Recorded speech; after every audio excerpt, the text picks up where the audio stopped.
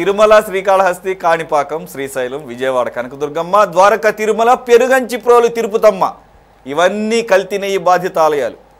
ఏపీలో దాదాపు ప్రముఖ ఆలయాలన్నింటికీ కల్తీ నెయ్యి సరఫరా అయినట్లు సిట్ గుర్తించింది. పామాయిల్లో రసాయనాలు కలిపి నెయ్యిలా భ్రమింపజేసి ఒక్క టీటీడీ నుంచే అక్షరాల 240 కోట్లు రాబట్టుకున్నారు. మిగిలిన ఆలయాల నుంచి పొందిన డబ్బు కూడా కలుపుకుంటే కుంభకోణం విలువ కనీసం 300 కోట్లు దాటే అవకాశం కనిపిస్తుంది. సార్ ఇది కూడా కొత్త ఏం కాదు సార్, దీని మీద షార్ట్ డిస్కషన్. లక్ష్మణ్ గారు, మీరు అనేక డిబేట్లో ఎంతో ఆవేదన చెందారు. అంటే ఒక సగటు భక్తుడి యొక్క మనోభావాలను కూడా తొంగలో తొక్కి ఈ రకంగా లడ్డు తినేటటువంటి ప్రసాదం, ఎంతో అపురూపంగా భావించే ప్రసాదాన్ని దృష్టిలో కూడా ఏమాత్రం కనికరం చూపలేదు. అయితే ఇక్కడ ఎందుకని మనం తీసుకోవాల్సి వచ్చిందంటే, ఒక్క తిరుమలకు సంబంధించి బోలేబాబా సరఫరా చేశాడని అనుకున్నాం. బోలేబాబా తర్వాత అదే తిరుపతిలో ఉన్నటువంటి మిగిలిన లోకల్గా ఉన్నటువంటి వాళ్ళతో టైప్ పెట్టుకొని రాష్ట్రంలో ఉన్న అన్ని ఆలయాలకి సరఫరా చేస్తే ఒక్క బోలేబాబాకి 240 కోట్ల లాభం సార్. అంటే ఆడికి అంత వచ్చిందంటే మరి ఆ అవకాశం కల్పించినటువంటి, మనం ఎన్నోసార్లు మాట్లాడుకుని నవ్వు వస్తుంది, ఏం చేస్తాం, అదే టీటీడీ మెంబర్స్ అవ్వచ్చు, బోర్డు మెంబర్స్ అవ్వచ్చు, రాజకీయ పార్టీ అదేంటి మంత్రులు అవ్వచ్చు, దేవాదాయ శాఖ అధికారులు అవ్వచ్చు, మరి వీళ్ళు ఏ స్థాయిలో తినేసి ఉంటారనేది. వాడికి అసలు ఏమీ లేదట. వాడికి 1 కేజీ నెయ్యి ఇచ్చేటటువంటి ప్రొక్యూర్మెంట్ వ్యవస్థ లేనోడు, వాడికి లైసెన్స్ రాదు కాబట్టి, ఇక్కడ కాంట్రాక్ట్ అది టెండర్ వచ్చే అవకాశం లేదు కాబట్టి వాడు బ్లాక్ లిస్ట్లో పెట్టారట.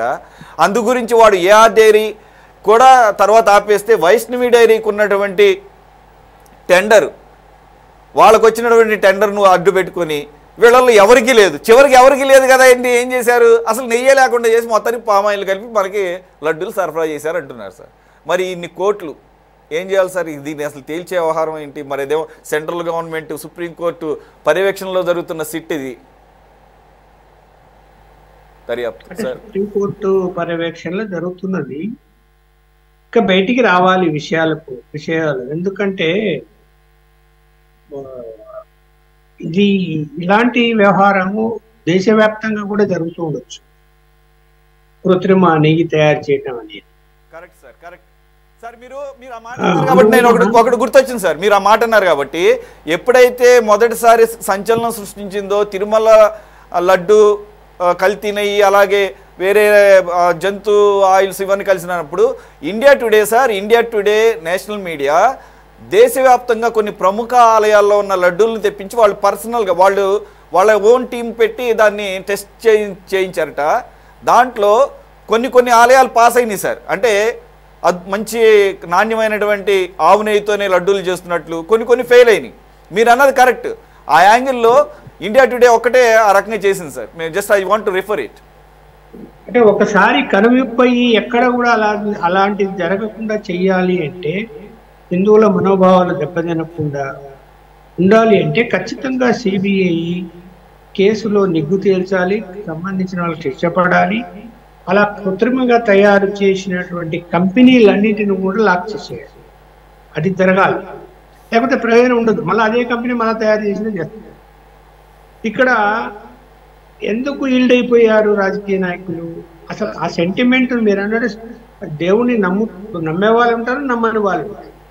కానీ నమ్మే వాళ్ళ శాతమే ఎక్కువ ఉంది ఈ భారతదేశంలో. ఆ నమ్మకాన్ని వమ్ము చేసే విధంగా కృత్రిమంగా తయారు చేయడం అన్నది ఎంత ఘోరం అంటే అంత ఘోరం. ఇప్పుడు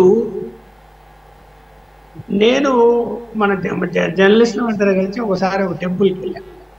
మాతో పాటు ఉన్న ఓ జర్నలిస్టు, ఆయన పూర్తిగా కమ్యూనిస్టు భావాలు. నేను లోపలికి రాను, దండం పెట్టుకుని ఇక్కడే కూర్చుంటాను, బయట కూర్చుంటాను. మంచి పోయాం, లోపల పోయి ప్రసాదాలు తీసుకొచ్చి ఆయన పక్కన కూర్చొని, ప్రసాదం తినవయ్యా ఇదన్నా అన్న. తీసుకొని కంటికి అద్దుకొని నోట్లో పెట్టుకున్నాడు. ఏమయ్యా అన్న, ఆ దేవుడు ప్రసాదం కదా అన్నాడు. మరి ఇంకా ఏం చెప్పాలి చెప్పాలి. ఇది మన నరాల్లో మనకు అలా ఉంటుంది భారతదేశంలో. దాన్ని ఎవ్వరూ మార్చలేరు, అంత ఈజీ కాదు మారాలి అంటే. అందువలన అంత సెంటిమెంటు ఉన్నటువంటి దాన్ని ఇంత దారుణంగా దెబ్బతీయటం అన్నది కేవలం డబ్బుల కోసం. అది క్షమించరాని నేరం. ఇదైతే ఇప్పుడు కల్తీ వేరు, కృత్రిమం వేరు. కొంత కల్తీ జరిగిందంటే ఓహో కొంత కల్తీ జరిగింది, పోనీలే ఈ కేసు ఇది అంత కల్తీ జరగకుండా ఆపగలుగుతాము అని చెప్పి, అది కల్తీనే లేదు, అసలు కృత్రిమంగా తయారు చేసి అమ్ముతుంటే దాన్ని ఉపయోగించారు అంటే అక్కడ ఉన్న వ్యవస్థలన్నీ ఏమైపోయినాయి? ఆ వ్యవస్థలన్నీ కూడా సైలెంట్ ఎందుకు అయిపోయినాయి అంటే ఇక్కడ అది అప్పుడు ఉన్నటువంటి అధినాయకుడు అంటే జగన్మోహన్ రెడ్డి గారిని మనం ఏం చేసినా కూడా ఆయన ఏం పట్టించుకోడు, అంగీకరిస్తాడు. మన మీద నమ్మకం ఉంటుంది ఆయనకు, అంతే చాలా, మనం ఏమైనా చేయొచ్చు అనేటువంటి అభిప్రాయం అప్పట్లో ఉన్నటువంటి మంత్రులకు, ఎమ్మెల్యేలకు కలిగి ఎవరేం చేసుకోవాలో అన్ని చేసుకున్నారు, అన్ని జరిగాయి. లేకపోతే ఇస్తారండి అలా? కృత్రిమంగా తయారు చేసే సంస్థలకు అలా ఇస్తారా? ఆర్డరు ఇస్తారా? ఇచ్చారు కదా. ఇవాళ బయటకు వస్తుంది అంత వ్యవహారం. అందువల్ల ఇక్కడ ఎప్పుడన్నా ఆలోచించండి, ఇక్కడ దేని జోలికైనా పోవచ్చేమో కానీ ఎవరైనా సరే దేవాలయాలకు సంబంధించినటువంటి ఆస్తులు కానీ లేదా భూములు కానీ లేకపోతే ఇట్లాంటి తప్పుడు పనులు కానీ అరాచకాలు చేసి సంపాదించుకొని బాగుపడతామంటే ఎవరు బాగుపడరు. దానికి శిక్ష అనేది వెనక వెంబడిస్తుంది, శిక్ష అనేది వెంబడించి దెబ్బతీస్తుంది. అలాంటి అసలు కొంచెమన్నా అంత జరిగితే మళ్ళీ సమర్థించుకుంటూ మాట్లాడారు చాలా మంది, సమర్థించుకుంటూ. ఇప్పుడు ఒక కాంట్రాక్ట్ వరకు టెండర్ పిలిచారండి, ఆ కాంట్రాక్టర్ ఆ వర్క్ను సంబంధించిన కాలంలో తను ఒక్కడు పూర్తి చేయలేడు. సిస్టమ్ అందులో ఏం పెట్టారు, సబ్ కాంట్రాక్టర్ ఇచ్చుకోవచ్చు అని పెట్టారు. ఒక 10 మంది సబ్ కాంట్రాక్టర్లు ఇచ్చుకుంటే అందరు కలిసి టకటకా తొందరగా పని చేసి దాన్ని క్లోజ్ చేస్తారు. ఆ సబ్ కాంట్రాక్టర్ ఇచ్చేటప్పుడు కూడా అతనికి ఎలిజిబిలిటీ ఉందా లేదా, రిజిస్టరా కాదా, అతని టర్న్ ఓవర్ ఏంది, ఇవన్నీ చూసి అతనికి ఇస్తారు. ఇక్కడ నెయ్యించింది ఆర్డర్ ఒకరికి, సప్లై చేసింది ఇంకొకరు. అసలు ఆ ఆర్డర్ తీసుకున్న వానికి ముందు ఆ కెపాసిటీ ఉందా లేదా చూడలేదు. తర్వాత వేరే వాళ్ళు తయారు చేసి పంపించారు అనేటువంటి చెప్పినప్పుడు ఆ కంపెనీల్లో ఎలా తయారవుతున్నది, వాళ్ళకైనా అర్హత ఉందా లేదా చూడలేదు. ఇన్స్పెక్షన్ చేయలేదు, ముందు రిపోర్ట్స్ చూపించమని ఇన్స్పెక్షన్ రిపోర్ట్స్. ఒక ఆహార పదార్థం తయారవుతున్నదంటే ఫుడ్ కు సంబంధించిన ఆఫీసర్లు పోయి తనిఖీ చేస్తారా లేదా? అలా టీటీడీలో తనిఖీ చేశారా ఎప్పుడన్నా? ఆ తయారవుతుంటే అక్కడికి వెళ్ళి ఏం కలిపారు, ఏం తయారవుతున్నది, తనకి రిపోర్ట్స్ ఉండాలి కదా, ఉన్నాయా? ఏమీ లేవు. అంటే ఏమి, అధికారులకు కూడా దానిని తనిఖీ చేసేటువంటి ధైర్యము లేని పరిస్థితుల్లో పరిపాలన ఉంది. ఎవరు ముసుకొని ఉండాలి, ఎవరైనా సరే మేము ఏ నిర్ణయం తీసుకుంటే దానికి కట్టుబడి మీరు ఉండాలి, అంతే. చూడకూడదు. అలానే పరిపాలన జరిగింది. కిరణ్ గారు, ఎక్కువ సమయం లేదు, కొద్దిగా బ్రీఫ్గా చెప్పేసేయండి. ఇప్పుడు ఒకటి, ఇదేమీ ఫస్ట్ టైం కాదు, ఇది కూడా ఏంటంటే దీంట్లో నిందితులుగా ఉన్న వాళ్ళు రకరకాల సందర్భాల్లో బెయిల్ పిటిషన్లు వేస్తున్న సందర్భంలో వీళ్ళకి బెయిల్ ఇస్తే బయటకు వచ్చి సాక్ష్యాలని ప్రభావితం చేస్తారని వాదిస్తున్న క్రమంలో ఈ ఇన్ఫర్మేషన్ అంతా కూడా, అంటే పూర్తి స్థాయి నివేదిక ఇచ్చే ముందే కొంత ఇన్ఫర్మేషన్ వీళ్ళకి బెయిల్ రాకుండా ఉండటం కోసం కోర్టులో వాదనల సందర్భంగా ఇవన్నీ కూడా బయటకు వస్తున్నాయి. మనం ఒక వారం రోజుల క్రితం ఒక అప్డేట్ చూసాము, ఇప్పుడు కొత్త అప్డేటు. ఇది ఆల్రెడీ పామోలియం ఇవన్నీ కలుస్తున్నాయని చెప్పేసి ఆల్రెడీ మనం చర్చించాం. కానీ 240 కోట్లు ఓన్లీ బోలేబాబా అన్నవాడు, ఆడవాడు ఉత్తరాఖండ్లో ఉన్నటువంటి వాడు, అసలు టెండర్ దక్కించుకున్నవాడు వైష్ణవి వాడు, ఏఆర్ డైరీ, వాళ్ళకి ₹3 కమిషన్ ఇచ్చారంట లీటర్కి. దాదాపుగా 60 లక్షల కేజీలు నెయ్యి రూపంలో ఉన్నటువంటి పామోలిని పైనుంచి సరఫరా చేశాడు. సరే, ఇది త్వరలోనే ఒక కొలిక్కొచ్చే అవకాశం ఎంతవరకు ఉందండి? సార్, ఖచ్చితంగా నేను ముందే చెప్పినట్టు వీళ్ళు చేసినటువంటి పాపాలకి మెన్ సరిపోవట్లేదు అనేటువంటి నా అభిప్రాయం మొదటి నుంచి కూడా. రెండోది ఏంటంటే సార్, నేను వీళ్ళు వైనాట్ 175 నుంచి 11 సీట్లకి పడిపోవడానికి కేవలం ప్రజలే మాత్రమే కాదండి, ప్రకృతి, అదే విధంగా దైవం కూడా వీళ్ళు చేసినటువంటి పాపాలకి ఉగ్రరూపం చూపించింది కాబట్టే 11 సీట్లు వచ్చాయని స్పష్టంగా అర్థమైతే ఉందండి. ఎందుకంటే ఇంతకంటే దారుణమైనటువంటి కార్యక్రమాలు ఎప్పుడు కూడా భారతదేశ చరిత్రలో ఇటువంటి స్కాములు కానీ, ఇటువంటి కృత్రిమంగా తయారు చేసి నెయ్యిలాగా, అంటే పవిత్ర దేవాలయాలు సహజంగా బయట హోటల్స్లో అక్కడ ఇక్కడ కొంత జరుగుతూనే ఉంటాయి, కానీ ప్రపంచ ప్రఖ్యాతిగాంచినటువంటి దేవాలయాల్లో సైతం ఈ విధంగా చేశారు. ఇంత బాధ్యతారాహిత్యంగా ఆ ప్రభుత్వం ఉంది అంటే ఇక వీళ్ళ గురించి మనం వీళ్ళ స్కాములకి వీళ్ళ అహంకారానికి వీళ్ళు చేసినటువంటి తప్పులకి కాదేది అనర్హం అన్నట్టుంది. మద్యమైన అంతే ఉంది, ఏది టచ్ చేసినా సరే వినూత్నమైనటువంటి పద్ధతులు, వినూత్నమైనటువంటి నేరాలు చేయటంలో 5 సంవత్సరాల్లో వీళ్ళ టాలెంట్ మొత్తం దాని మీదే చూపించారు తప్ప ఆంధ్ర రాష్ట్ర అభివృద్ధికి ఎక్కడా కూడా వీళ్ళు సహకరించినటువంటి పరిస్థితి లేదు. కాబట్టి వీళ్ళు ఖచ్చితంగా వీటన్నిటిని కూడా కొలిక్కి తీసుకొచ్చే ప్రయత్నంలో, అందులో సుప్రీంకోర్టులో ఉంది, సుప్రీంకోర్టు పర్యవేక్షణ జరుగుతుంది, అందులో బాగా ఎఫిషియెంట్ ఆఫీసర్లు దాంట్లో ఉన్నారు. మా గుంటూరు జిల్లాకి సంబంధించిన ఐజీ గారు సర్వశ్రేష్ఠ త్రిపాఠి గారు ఉన్నారు. వీళ్ళు చాలా దానిపైన ఫోకస్డ్గా వర్క్ చేస్తూ ఉన్నారు. ఖచ్చితంగా నిందితులు చట్టపరంగా చర్యలు తీసుకోవడమే కాకుండా శిక్ష కూడా వేయడానికి కావాల్సినటువంటి అన్ని ఆధారాలు కోర్టు ముందు ఉంచి ఆ దైవానికి కూడా న్యాయం చేయాల్సినటువంటి బాధ్యత ఈ రోజు ప్రభుత్వానికి ఉంది. కాబట్టి ఖచ్చితంగా ఆ పరంగా ముందుకెళ్తామని మాత్రం ఆంధ్ర రాష్ట్ర ప్రజలకి, వారి మనోభావాలు అందరికి కూడా ఈ రోజున దెబ్బతిన్నటువంటి పరిస్థితిలో వారికి ఒక ధైర్యాన్ని కలిగించాలనేటువంటి ఉద్దేశంతో చెప్తామనండి. ఖచ్చితంగా నేరం చేసిన, పాపం చేసిన, నేరం కంటే కూడా ఇది పాపం, ఈ పాపం చేసిన వారికి పాప పరిహారం తప్పదని మాత్రం చెప్పదలుచుకుంటా ఉన్నాను. ఓకే కిరణ్ గారు. మధుసూదన్ రెడ్డి గారు, మీరు అనేక సందర్భాల్లో చెప్పారు మీరు చాలా డివోషనల్ అని, ఆధ్యాత్మికంగా చాలా నమ్మకాలు, ఇంకోటి వాటిని ప్రాక్టీస్ చేస్తారని. సహజంగా ఇటువంటివి విన్నప్పుడు బాధ అనిపిస్తుంది. ఇప్పుడు రకరకాల అభిప్రాయాలు ఉన్నవాళ్ళు, నమ్మకాలు ఉన్నవాళ్ళు వస్తుంటారు. ఇకపోతే అది తిరుమలకే ఇక్కడ అది పరిమితం కాలేదు, మొత్తం రాష్ట్ర వ్యాప్తంగా ఉన్నటువంటి అన్ని ప్రసిద్ధ పుణ్యక్షేత్రాలకు కూడా ఈ భోలేబాబా అన్నవాడు ఇక్కడ లోకల్గా ఉన్నటువంటి డైరీలతో టైప్ పెట్టుకొని సరఫరా చేశారట. ఏఆర్ వైష్ణుకి ఏ రకంగా అయితే 3 రూపీస్ కమిషన్ చెప్పిన ఆడేవటం ఏంటి, అసలు అడిగి అసలు టెండరే రాలేదు, వాడు వీళ్ళ కమిషన్ ఇచ్చి వాళ్ళ ద్వారా 240 కోట్లు సంపాదించాడంట. సరే ఎలా ఉంది అంటే, ఇప్పుడు ఒకటి మీ టైంలోనూ మా టైంలోనూ అన్ని పక్కన పెడితే ఇది తెలిసి జరిగిందా తెలియక జరిగిందా, అధినాయకుడు తెలిసి జరిగిందని అయితే నేనైతే అనుకోవట్లేదు. ఎందుకంటే ఇది మొత్తంగా కూడా ఒక గూడు పుటాడిలాగా జరిగిందని అర్థమవుతుంది కింది స్థాయిలో అంటే లైక్ తిరుమల తిరుపతి ఆ ధర్మకర్తల మండలి వ్యవహారం కూడా పూర్తిగా దీంట్లో భాగమయ్యే చేశారనిపిస్తుంది. ఏమంటారు సార్? నేను ఇప్పుడు మొట్టమొదటిగా నేను వైఎస్ఆర్సీపీ నాయకుడు అని కలిసిన ఒక హిందూ హిందువుగా నేను మాట్లాడతాను. ఇప్పుడు తిరుమలలో టీటీడీలో నెయ్యి విషయంలో కల్తీ జరిగింది అంటే అది జగన్మోహన్ రెడ్డి అయినా కావచ్చు, చంద్రబాబు నాయుడు అయినా కావచ్చు, సాక్షాత్తు మోడీ అయినా కావచ్చు, మీరైనా కావచ్చు, నేనైనా కావచ్చు, ఎవరిని క్షమించడానికి వీలు లేదు, ఎవరిని క్షమించకూడదు. ఎందుకంటే తిరుమలలో నిజంగా నెయ్యిలో కల్తీ జరుగుంటే ఒక హిందువుగా నేను ఎవరిని క్షమించను. కానీ చంద్రబాబు నాయుడు గారు, పవన్ కళ్యాణ్ గారు చేసేటువంటి ఈ పంద రాజకీయాలకి లోబడి ఉంది. ఇది నిజంగా జగన్మోహన్ రెడ్డి గారు కల్తీ జరిగుంటే, నిజంగా కల్తీ చేస్తుంటే ఆ టైంలో దాన్ని ఏ విధమైనటువంటి అనుకరణ చేయాలా, ఏ విధంగా దాన్ని కట్టడి చేయాలా, ఏ విధమైనటువంటి పందాలో దాన్ని ఎంక్వైరీ చేయాలా అనేటువంటి ఫస్ట్ 40 సంవత్సరాలు ఇంట్రెస్ట్ ఉన్నటువంటి చంద్రబాబు నాయుడు వరుసగా చంద్రబాబు నాయుడు పుట్టినటువంటి దత్తపుత్రుడైనటువంటి పవన్ కళ్యాణ్ గారు అనుకుంటారు. ఎందుకంటే తిరుమల దేవస్థానం అనేటువంటిది భారతదేశంలోనే, ప్రపంచంలోనే అత్యంత విలువైనటువంటి ఒక ఆధ్యాత్మికమైనటువంటి మీ అవినీతి పుత్రుల గురించి మాట్లాడాల్సి వస్తుంది.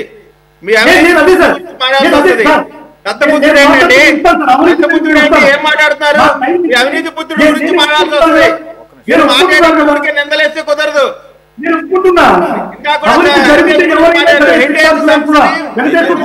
మధుసూదన్ రెడ్డి గారు అక్కడ కిరణ్ గారు ఉన్నప్పుడు పెట్టారు. కిరణ్ గారు హెరిటేజ్ సంస్థని ప్రతిపక్ష నాయకుడు ఉన్నప్పుడు పెట్టింది, ముఖ్యమంత్రిగా ఉండి కాదు. ముఖ్యమంత్రిగా ఉన్నప్పుడు కంపెనీలు పెట్టింది. నేను మాట్లాడేది మొత్తం వింటే మీకు ఆ సబ్జెక్ట్ మాట్లాడే మాటలో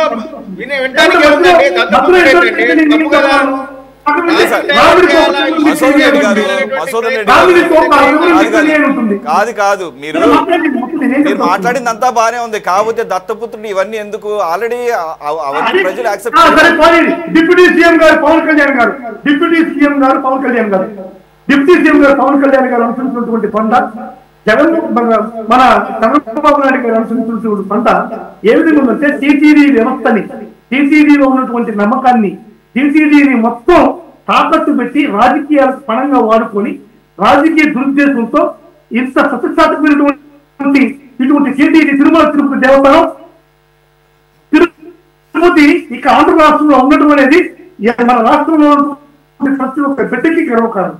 ఇటువంటి ఆధ్యాత్మిక ఒక సెంటర్ ని దాని ప్రతిష్టని ఇది ఈ విధంగా పగడ్బందీకి రాజకీయ వ్యవస్థల కోసం దిగదార్చడం అనేటువంటిది నేను తప్పని చెప్తున్నాను. చంద్రబాబు నాయుడు గారికి, పవన్ కళ్యాణ్ గారికి తప్పని చెప్తున్నాను. మీరు నిజంగా నీతి నిజాయితీ ఉంటే మీరు అనుసరించేటువంటి పంట రెండో వ్యక్తికి తెలియకుండా బయటికి టీటీడీ వ్యవస్థకి దిగుదారుతనం లేకుండా మీరు అనుసరించాల్సినటువంటి పంట. ఇప్పుడు ఒక చిన్న విషయం చెప్తాను సార్. మన పవన్ కళ్యాణ్ గారు తిరుపతికి వచ్చారు. ఒక విచిత్రమైన వేషధారంలో వారికి కూర్చున్నటువంటి విధంగా నేను సనాతన ధర్మిని అంటూ ఆయన చేసినటువంటి ఒక డైలాగ్ చెప్తాను. టీటీడీ నెయ్యిలో కల్తీ జరిగినటువంటి నెయ్యితో తయారు చేసినటువంటి లడ్డూల్ని సాక్షాత్తు రామాలయం ఓపెనింగ్ కి అయోధ్యకి పంపించారు లక్షల లడ్డూలు అని చెప్పనేటువంటిది మన పవన్ కళ్యాణ్ గారి అభియోగం. ఈ అభియోగం ఆయన సాక్షాత్తు ఆయన తోడుతో లడ్డు విషయంలో, కల్తీ విషయంలో మాట్లాడారు. కానీ అసలు యాక్చువల్ గా టీటీడీ అనేటువంటి వ్యవస్థ అయోధ్యకు పంపించినటువంటి లడ్డుల్లో ఉపయోగించినటువంటి నెయ్యి ఏంటి, ఏ నెయ్యి ఉపయోగించారో మన పవన్ కళ్యాణ్ గారికి చెప్పాల్సిన పరిస్థితి ఉంది మీ ద్వారా. TTD board member Saurabh Bora అనేటువంటి ఆయన, TTD ex board member J Rameshwar Rao అనేటువంటి వీళ్ళిద్దరు బోర్డు మెంబర్స్ అయోధ్యకి కావాల్సినటువంటి లక్షల తయారీకి కావాల్సినటువంటి నెయ్యిని 2000 కేజీలని 30 లక్షలు విలువ చేసేటువంటి నెయ్యిని వాళ్ళే టీటీడీకి ఇచ్చినటువంటి సందర్భాన్ని నేను పవన్ కళ్యాణ్ గారికి గుర్తు చేస్తున్నాను మీ ద్వారా. దయచేసి పవన్ కళ్యాణ్ గారు టీటీడీలో నుంచి అయోధ్యకు పంపుతున్నటువంటి లడ్లు టీటీడీ కొనుగోలు చేసినటువంటి నెయ్యికి సంబంధించింది కాదు. అది సౌరభ్ పౌర అనేటువంటి వాళ్ళు డొనేషన్ గా ఇచ్చినటువంటి నెయ్యి. ఇటువంటి అబద్ధాలు చెప్పి టీటీడీ ప్రతిష్టని దిగదార్చడం అనేటువంటిది పవన్ కళ్యాణ్కి డిప్యూటీ సీఎం గా ఉన్నటువంటి పవన్ కళ్యాణ్ సభలో అడుగుతున్నాను. నేను అడుగుతున్నాను సార్. ఇప్పుడు నెయ్యి అనేది 6 నెలలకు ఒకసారి టెండర్ జరుగుతుంది. జగన్మోహన్ రెడ్డి గారు కావచ్చు, లేకపోతే చంద్రబాబు నాయుడు గారు కావచ్చు, ఎవరైనా కావచ్చు, 6 నెలలకు ఒకసారి టెండర్ ప్రక్రియ జరుగుతుంది. టెండర్ ప్రక్రియ ఏ విధంగా జరుగుతుంది? ఎవరికైతే ఎలవన్ వస్తుందో వాళ్ళకు ఉన్నటువంటి అర్హతలను బట్టి వస్తే అర్హతను నిర్ణయించి టెండర్ లో పార్టిసిపేట్ చేస్తారు. అర్హతను నిర్ణయించిన తర్వాత టెండర్ లో పార్టిసిపేట్ చేసిన తర్వాత ఎవరైతే ఎలవన్ వస్తారో ఆ ఎలవన్ వచ్చినటువంటి వ్యక్తిని టెండర్ లోని సప్లైకి అనుమతిస్తారు. ఇది టీటీడీలో అనాదిగా జరుగుతుంది. ఇప్పుడు టీటీడీలో నెయ్యి సప్లై చేసేటప్పుడు ఆ నెయ్యిని first NABL national accreditation board of lab అనేటువంటి ఒక సంస్థ దగ్గర మనం ఏ వ్యవస్థ అయితే ఏ కంపెనీ అయితే సరఫరా చేస్తుందో వాళ్ళు అనుమతులు తీసుకుంటారు. ఆ అనుమతులు ఉన్నటువంటి NABL అనుమతులు ఉన్నటువంటి ఒక సంస్థ మాత్రమే నెయ్యిని టీటీడీకి సప్లై ఇవ్వగలదు. ఒకటి అది ఒక ప్రక్రియ, అదొక స్టేజ్. రెండవ స్టేజ్ లోకి వచ్చిన తర్వాత వచ్చినటువంటి ప్రతి లారీ శాంపిల్ ని కూడా 3 శాంపిల్ తీసుకొని డైరీ డెవలప్మెంట్ బోర్డ్ ఆఫ్ అథారిటీకి 3 శాంపిల్ పంపించి మధుసూదన్ రెడ్డి గారు అవన్నీ ఐడియా ఉంది సార్, చాలా సందర్భాల్లో చర్చించాము. ఒక్క నిమిషం సార్. అవి కూడా చాలా రకాల దాన్ని ఏమంటారు ఉపయోగించడం జరుగుతుంది. చంద్రబాబు నాయుడు టైంలో కూడా 14 లారీలు రిజెక్ట్ చేశారు. జగన్మోహన్ రెడ్డి గారి పాలనలో 18 లారీలు రిజెక్ట్ చేశారు. మరి 18 లారీలు ఎందుకు రిజెక్ట్ చేయాల్సి వస్తుంది? వీళ్ళు డబ్బులే తీసుకుంటే 18 లారీలు ఎందుకు రిజెక్ట్ చేయాల్సి వస్తుంది? కానీ నేను ఒకటే చెప్తున్నాను సార్, సూటిగా ప్రశ్నిస్తున్నా. మా కరుణాకర్ గారు, భూమన్ కరుణాకర్ గారు ex-MLA, TTD export TTD chairman గారు సాక్షాత్తు వెంకటేశ్వర స్వామి ఆ మండపం ముందరనే నిజంగా నా బిడ్డలు, నేను, నా కుటుంబం సర్వనాశనం అయిపోతుంది ఈ లడ్డూల్లో కలిసి జరుగుతుంటే అని చెప్పని కర్పూరం వెలిగించి ఈ యొక్క ప్రమాణం చేయడం జరిగింది. చంద్రబాబు నాయుడు గారికి తరఫున ఎవరైనా కానీ చంద్రబాబు నాయుడు గారు సభలేసి ఒక జడ్జి వేసి టీటీడీకి పంపించుకోమని చెప్పండి. ఆడే ప్రమాణ స్వీకారం చేద్దాం. చంద్రబాబు నాయుడు గారికి వెంకటేశ్వర స్వామి మీద విశేషమైనటువంటి అభిమానం ఉంది. విచారణ మాత్రం జరగకూడదు అంటారు. రమ్మని చెప్పండి. కరుణాకర్ గారు సార్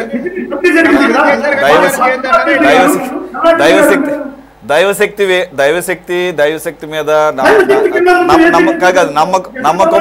నమ్మకం భయాలు ఉండొచ్చు, ఉండకపోవచ్చు. కానీ దైవశక్తి వేరు, చట్టం యొక్క శక్తి వేరు,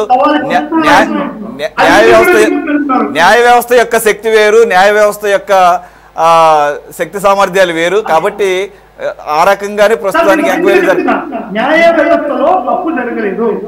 ప్రతి దారిలో కూడా 3 తీసుకొని వాళ్ళు ఏ విధంగా చర్చలు చేయాలో చర్చలు చేసి లోపల ఎంక్వైరీ దర్యాప్తు గురించి మాట్లాడుతున్నాం. ఓకే సార్, మసూద్ రెడ్డి మళ్ళీ డీటెయిల్ గా మళ్ళీ నిజంగా ఒక హైకోర్టు జడ్జితో దీన్ని దర్యాప్తు చేయాల్సినటువంటి అవసరం ఉంది. ఈ స్థితి కూడా వేస్ట్. నిజంగా ఒక అలాగా సార్, ఈ సుప్రీంకోర్టు ఏర్పాటు చేసిన సిట్ సార్, ఇది మీరు వేస్ట్ అనకండి. మన సిట్ కాదు సార్, ఇది మన సిట్ కాదు. ఇప్పుడు ఇప్పుడు కల్తీ జరిగింది 2014-2019 మధ్యలో కల్తీ జరిగింది అంటున్నాం. సిట్ ఏర్పాటు చేసిన అంటున్నాం. దర్యాప్తు వచ్చిందంటున్నాం.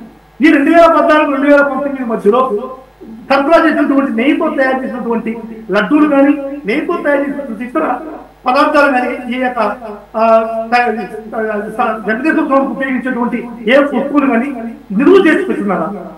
2014 నుంచి 2019 వరకు టెస్ట్ చేసి వాటిల్లో నీ కల్తీ ఉండదని చెప్తే నేనే యాక్సెప్ట్ చేస్తాను, నేనే శిక్ష ఇస్తాను.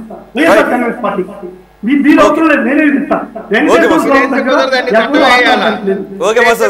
సరే, ఎక్కువ సమయం లేదు, ప్లీజ్ ప్లీజ్. ఎవరైనా సరే ఎవరైనా ఆపడానికి లేదు. ఇది నీతి న్యాయంగా జరిగినటువంటి ఒక వ్యవస్థ. జగన్మోహన్ రెడ్డి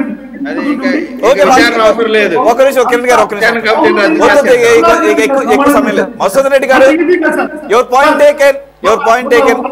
లాజిక్ ఉంది.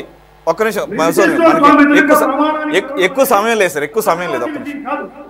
ఓకే మసూద్ రెడ్డి, ఓకే మీ పాయింట్ లో లాజిక్ ఉంది. Okay, point taken. Okay sir, Baji గారు ప్లీజ్ కంక్లూడ్ సార్.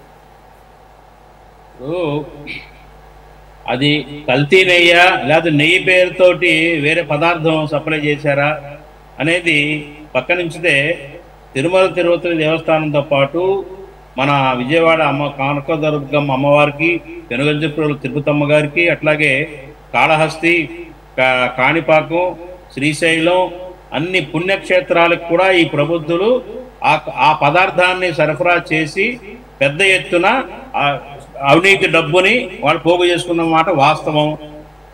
ఇప్పుడు గతంలో అదేదో ఫారిన్ మ్యాటరు, జంతువులు కొవ్వు అన్నారు. ఇప్పుడు ల్యాబొరేటరీల్లో మరి సిబిఐ విచారణ తర్వాత సిట్ విచారణ తర్వాత నిజాలు తెలిసినాయి. ఈవేళ మరి నిందితుల తరపున అడ్వకేట్స్ చెప్తారు, అసలు ఏఆర్ డైరీకి తిరుమల తిరుపతి దేవస్థానానికి మధ్య డీల్ జరిగితే బోలేబాబాకి సంబంధం ఏంటి అని చెప్పేసి, మరి బోలేబాబాకి ఏమి సంబంధం లేకపోతే ఏఆర్ డైరీ ఆ టెండర్ దక్కించుకోవడానికి కావాల్సిన డిపాజిట్ సొమ్ము బోలేబాబా నుంచే వచ్చింది ఈ అకౌంట్లోకి. ఎట్లా వచ్చింది? ఏం సంబంధం లేకపోతే ఏం పని? బోలేబాబా ఎక్కడో ఉత్తరాఖండ్లో ఉన్న బోలేబాబా సంస్థ ఇక్కడే ఆంధ్రప్రదేశ్లో ఏం పని? ఎందుకు వచ్చింది? వీళ్ళ బోలేబాబా యొక్క చరిత్ర తవ్వితే మొత్తం బయట అంతా ఒక అవినీతి చిట్ట. బోలేబాబాకి ఏ రకమైన ప్రొడక్షన్ కెపాసిటీ లేదు. వీళ్ళు దేశవ్యాప్తంగా ఉన్న చిన్న చిన్న ఈ కల్తీగా తయారు చేసే వాళ్ళు కానివ్వండి, డైరీ సంస్థలు కానివ్వండి, వీళ్ళ దగ్గర నుంచి ప్రొక్యూర్ చేస్తున్నారు. ప్రొక్యూర్ చేసి గంపగుత్తగా టెండర్ దక్కించుకున్న ఏఆర్ డైరీకి సరఫరా చేశారు. ఏఆర్ డైరీ ప్రధాన గుత్తేదారుగా తిరుమల తిరుపతి దేవస్థానానికి నెయ్యి సరఫరా చేసింది. ఇది స్టోరీ, జరిగింది ఇది. ఇప్పుడు వీళ్ళకి ఎవరికి సంబంధం లేదు, వైష్ణవికి సంబంధం లేదు, ఏఆర్ డైరీకి సంబంధం లేదు అంటే ఎట్లా? వీళ్ళందరూ కుమ్మక్కయ్యి ఇవన్నీ ఇవే కాదండి, ఇంకా దాదాపు 10ల సంఖ్యలో డైరీలు ఉన్నాయి, డైరీ సంస్థలు ఈ కేసులో. వీళ్ళందరూ ఒక మాఫియాగా, ఇది నెయ్యి మాఫియా, బియ్యం మాఫియా లాగానే నెయ్యి మాఫియా. ఈ నెయ్యి మాఫియా దేశవ్యాప్తంగా ఉన్న పుణ్యక్షేత్రాలకి నెయ్యిని పేరుతోటి కల్తీ పదార్థాలను సరఫరా చేసే వ్యాపారంలో తలమనుకునే ఉన్నాయి ఎన్నో సంవత్సరాల నుండి. ఇది ఫ్యాక్టు. ఇది జగన్మోహన్ రెడ్డి గారి హయాంలో ఆయన తెలిసి జరిగిందా, తెలియక జరిగిందా, అప్పుడున్న చైర్మన్లు బాధ్యత కరెక్ట్గా తీసుకున్నారా లేదా అనేది మేము జగన్మోహన్ రెడ్డి గారు దీంట్లో అవినీతి చేశాడని చెప్పటల్లా, కానీ నిర్లక్ష్యం వహించాడు అంటున్నాం. నిర్లక్ష్యం. దేవుడన్నా దైవానికి సంబంధించిన అంశాల పట్ల నిర్లక్ష్యపూరితంగా వ్యవహరించారు ఆ టైంలో. అందుకనే వితౌట్ ప్రోబింగ్, వితౌట్ విచారణ టెండర్లు గంపగుత్తుగా అప్పచెప్పారు. అది కల్తీ అవుతుందా ఏమవుతుంది అనేది చెక్ 3 చెక్కులు ఉన్నాయి అంటున్నారు. 3 చెక్కులు ఉన్నప్పుడు ఎందుకు పట్టుకోలేకపోయారు? ఎందుకు వాళ్ళ మీద మరి కరెక్ట్ చర్యలు తీసుకోలేకపోయారు? 5 ఏళ్ల కాలంలో కళ్ళు మూసుకున్నారు. ఏదో ఒకట్లే కానీలే అని చెప్పేసి మమ అనిపించారు. లేకపోతే తిరుమల తిరుపతి దేవస్థానంలో ఉన్న అధికారులకు కూడా పెద్ద ఎత్తున ముడుపులు ఇచ్చారా? ముడుపులు ముట్టినాయి కాబట్టి వాళ్ళు కళ్ళు మూసుకున్నారా? ఇవన్నీ కూడా ప్రశ్నలు, భక్తుల మనసుల్లో మెదులుతున్న ప్రశ్నలు. పెద్ద ఎత్తున తిరుమల తిరుపతి దేవస్థానం అధికారులకు కానివ్వండి, పాలకులకు కానివ్వండి, పాలక మండలకు కానివ్వండి, పెద్ద ఎత్తున ముడుపులు ముట్టినాయి అనేది ఒక ఆరోపణ ఉంది. ఇవన్నీ బయటకు వచ్చిన తర్వాత ఈ ఆరోపణల మీద నిజానిజాలు తేల్చాల్సిన బాధ్యత ప్రభుత్వానికి ఉంది. అట్లాగే వీళ్ళు చెప్పాలి సమాధానం. ఆ టైంలో టెన్నూరులో పరిపాలించిన అధినేత కానివ్వండి, ప్రభుత్వ అధినేత కానివ్వండి, ఏదైతే చైర్మన్లుగా వ్యవహరించిన ఇద్దరున్నారు, ఆ ఇద్దరు కానివ్వండి చెప్పాల్సిన బాధ్యత ఉంది. ఇది చిన్న విషయం కాదు. భక్తుల మనోభావాలు, ప్రపంచవ్యాప్తంగా కూడా భక్తుల మనోభావాలు. అంతేకాక ఇప్పుడు మరో 6 ఆలయాలు యాడ్ అయినాయి దీనికి. 6 ఆలయాలకు సంబంధించి పరిధిలో ఉన్న భక్తులు కూడా హర్ట్ అయ్యారు ఈ వార్తలు వచ్చాక. కాబట్టి వీటన్నిటికి సమాధానం చెప్పాల్సిన బాధ్యత గతంలో ఈ గుత్తేదారులకి టెండర్లు అప్పచెప్పిన ప్రభుత్వానిది, ఆ పాలక మండలిది. కాబట్టి దీన్ని అంత ఆషామాషిగా వదిలేయటమో, 6 నెలల నుంచి జైల్లో ఉన్నారు కాబట్టి ఆ నిందితులందరినీ వదిలేయటమో కాదు. మొత్తం ఏదైతే నిర్ధారణ జరిగేంత వరకు వాళ్ళు జైల్లో ఉండాల్సిందే, బెయిల్ ఇవ్వకూడదు. అట్లాగే ప్రభుత్వం కూడా సీరియస్ గా తీసుకోవాలి ఈ అంశాన్ని. అయిపోయింది కదా, కాలం గడిచే కొందికి తేలిగ్గా తీసుకోవటం కాదు. నేను విజయ్ కిరణ్ గారు చెప్తున్నాను, కాలం గడిచిపోయింది కాబట్టి దీన్ని ఏదో మనం తేలిగ్గా తీసుకోవటం కాదండి. దీని మీద చాలా సీరియస్ గానే యాక్షన్ ఉండాలి, విచారణ ఉండాలి. ఏదైతే విచారణ సంస్థ అందించిన సమాచారం ప్రకారంగా కఠినమైన శిక్షలు పడాల్సిందే వీళ్ళకి. Right Baji, thank you very much for joining. Baji గారు, మధుసూదన్ రెడ్డి గారు, లక్ష్మణ్ గారు అండ్ విజయ్ కిరణ్ గారు. ఇది వాళ్ళ టాప్ డిబేట్. మరో అంశంతో మళ్ళీ కలుద్దాం. Stay tune to city 24/7.